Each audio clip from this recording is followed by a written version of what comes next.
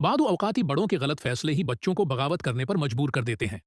यही कुछ अब मुस्तफ़ी के साथ भी होने वाला है। मुस्तफ़ी धमकी देकर दादी को शेजा के रिश्ते के लिए मानने पर मजबूर तो कर लेता है, लेकिन वो ये नहीं जानता कि दादी के दिल में पलने वाला इंतकाम कभी भी शेजा और मुस्तफ़ी को एक नहीं होने देगा। दादी बज़ाहिर इस रिश्ते के लिए हाँ कर देती हैं, मगर उनके दिल में कुछ और ही चल रहा है। ड्रामा सीरियल दस्तूर की कहानी अब मोहब्बत, रिश्तों और खानदानी अना के ऐसे मोड़ पर पहुंच चुकी है जहां एक तरफ मुस्तफ़ी अपनी मोहब्बत शेजा को पाने के लिए हर हद पार करने को तैयार है, तो दूसरी तरफ दादी अपनी जद और पराने इंतकाम की वजह से दोनों को जद्दा करने का फैसला कर चुकी हैं।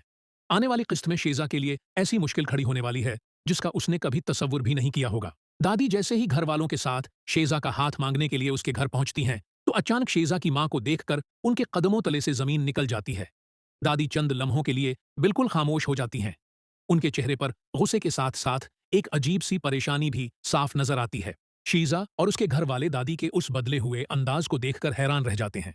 शीजा की मां भी दादी को देखकर सोच में पड़ जाती है कि आखिर क्या वजह है कि उन्हें देखते ही दादी के चेहरे के तासरात बदल गए। लेकिन दादी अपने माजी का ये राज किसी के सामने जाहिर नहीं करना चाहते।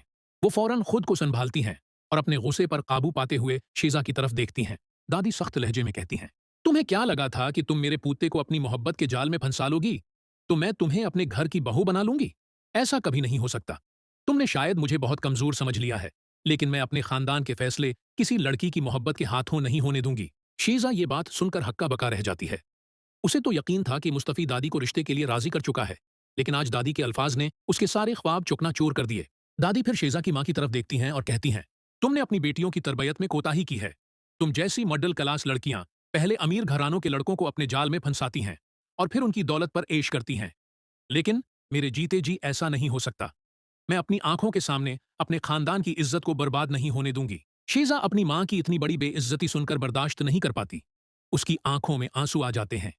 वो एक लम्हे के लिए अपनी मां की तरफ देखती है और फिर फौरन मुस्तफ़ी की तरफ नजरें उठा देती है, जैसे उससे पूछ रही हो कि क्या वो अपनी दादी को इस तरह बात करने देगा।